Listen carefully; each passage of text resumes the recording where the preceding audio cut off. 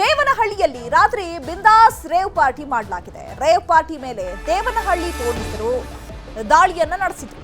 30ಕ್ಕೂ ಹೆಚ್ಚು ಯುವಕ ಯುವತಿಯರು ಈಗ ಪೊಲೀಸರ ವಶದಲ್ಲಿದ್ದಾರೆ.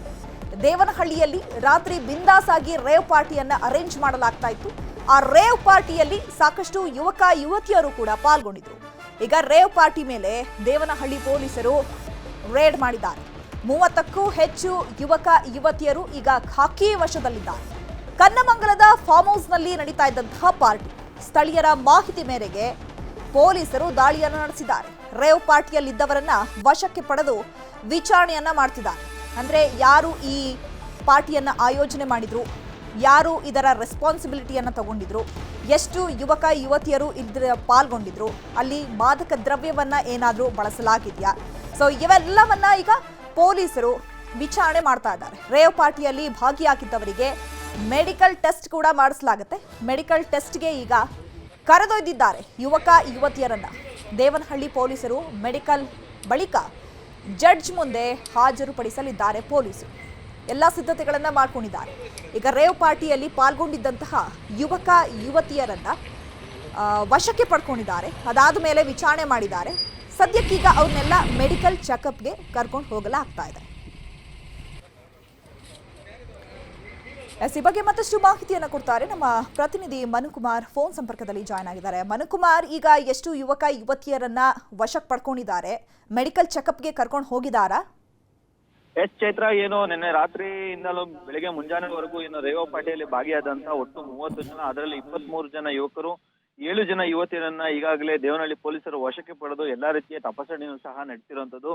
ಪ್ರಮುಖವಾಗಿ ರೇವ್ ಪಾರ್ಟಿ ನಡೆದಂತ ಸ್ಥಳದಲ್ಲಿ ಈಗಾಗಲೇ ಖುದ್ದು ASP ಏನು ನಾಗರಾಜ್ ಅವರೇ ಏನು ಸ್ಥಳಕ್ಕೆ ಭೇಟಿ ನೀಡಿ ಎಲ್ಲವನ್ನೂ ಕೂಡ ಪರಿಶೀಲನೆ ಮಾಡಿರುವಂತದ್ದು. ಪ್ರಮುಖವಾಗಿ ಅಲ್ಲಿ ಯಾವ್ದಾದ್ರು ಮಾದಕ ವಸ್ತುಗಳನ್ನ ಬಳಕೆ ಮಾಡಿದಾರಾ, ಏನಾದ್ರೂ ಇವರು ಕಾನೂನು ಬಾಹಿರ ಚಟುವಟಿಕೆಗಳಲ್ಲಿ ಭಾಗಿಯಾಗಿದ್ದಾರಾ ಅನ್ನೋಂಥ ನಿಟ್ಟಿನಲ್ಲಿ ಈಗಾಗಲೇ ಎಲ್ಲಾ ರೀತಿಯ ತನಿಖೆಗಳನ್ನು ಸಹ ನಡೆಸ್ತಾ ಇರುವಂತದ್ದು. ಹಾಗಾಗಿ ಏನು ಬೆಳಗಿಂದಲೂ ಸಹ ಏನು ರೇವ್ ಪಾರ್ಟಿ ನಡೆದಂತ ಸ್ಥಳದಲ್ಲಿ ಬೀಡು ಬಿಟ್ಟಿದಂತ ಪೊಲೀಸರು ಈಗಾಗಲೇ ಏನು 30 ಜನರನ್ನು ಕೂಡ ವಶಕ್ಕೆ ಪಡೆದು ಅವರನ್ನ ಹೆಚ್ಚಿನ ವಿಚಾರಣೆಗೂ ಕೂಡ ಒಳಪಟ್ಟಿದ್ರು. ಆದ್ರೆ ಈಗ ಏನು ಮೆಡಿಕಲ್ ಚೆಕಪ್ಗೆ ಕರೆದುಕೊಂಡು ಹೋಗಿ ಮತ್ತೆ ನ್ಯಾಯಾಧೀಶರ ಮುಂದೆ ಹಾಜರುಪಡಿಸಬೇಕಾದಂತ ನಿಟ್ಟಿನಲ್ಲಿ ಈಗ ಎಲ್ಲರನ್ನು ಕೂಡ ಪೊಲೀಸ್ ವಾಹನದಲ್ಲಿ ಕರೆದುಕೊಂಡು ದೇವನಹಳ್ಳಿಯ ಏನೋ ಸರ್ಕಾರಿ ಆಸ್ಪತ್ರೆಗೆ ಮೆಡಿಕಲ್ ಚೆಕಪ್ಗಾಗಿ ಕರ್ಕೊಂಡು ಹೋಗ್ತಿರುವಂತದ್ದು.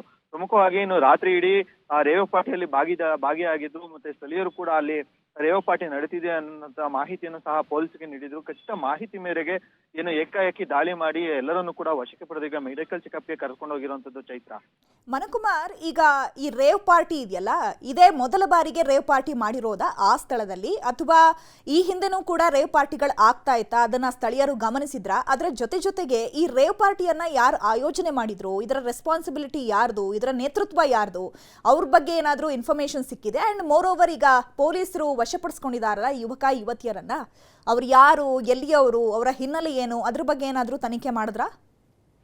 ಸದ್ಯ ಏನು ಬೆಂಗಳೂರು ಮೂಲದ ಸೈಯದ್ ಅನ್ನೋರಿಗೆ ಸೇರಿದಂತ ಏನೋ ಫಾರ್ಮ್ ಹೌಸ್ ಇದಾಗಿತ್ತು. ಇದೇ ಮೊದಲೇ ಬಾರಿಗೆ ರೇವ್ ಪಾರ್ಟಿಯನ್ನು ಆಯೋಜನೆ ಮಾಡಿರುವಂತದ್ದು. ಪ್ರಮುಖವಾಗಿ ಏನೋ ಅಲ್ಲಿ ಈಗ ಗುಂಪು ಸೇರಿತ್ತು. ಆ ಗುಂಪಿನಲ್ಲಿ ಓರ್ವ ಯುವಕನ ಬರ್ತ್ಡೇ ಇತ್ತು. ಆ ಬರ್ಡೇ ಪಾರ್ಟಿಯ ಸಲುವಾಗಿ ಈಗ ರೇವ್ ಪಾರ್ಟಿಯನ್ನು ಆಯೋಜನೆ ಮಾಡಿರುವಂತ ಮಾಹಿತಿ ಕೂಡ ಈಗ ಲಭ್ಯ ಆಗ್ತಿರುವಂತದ್ದು. ಪ್ರಮುಖವಾಗಿ ಇವರು ಬೆಂಗಳೂರಿನ ಔಟ್ಸ್ಕರ್ಟ್ಸ್, ಅಂದ್ರೆ ಬೆಂಗಳೂರಿಗೆ ಕೂಗಲ್ಸಿ ದೂರದಲ್ಲೇ ಇರತಕ್ಕಂತ ಫಾರ್ಮ್ ನ ಸೆಲೆಕ್ಟ್ ಮಾಡ್ಕೊಂಡು ಇಲ್ಲಿಗೆ ಬಂದು ಏನು ರೇವ್ ಪಾರ್ಟಿ ಮಾಡಿರುವಂತದ್ದು. ರೇವ್ ಪಾರ್ಟಿಯಲ್ಲಿ ಅತಿ ಹೆಚ್ಚು ಯುವಕರೇ ಭಾಗಿಯಾಗಿದ್ರು. ಅಂದ್ರೆ 23 ಜನ ಯುವಕರಿದ್ರು, ಬರೀ 7 ಜನ ಮಾತ್ರ ಯುವತಿಯರಿದ್ರು.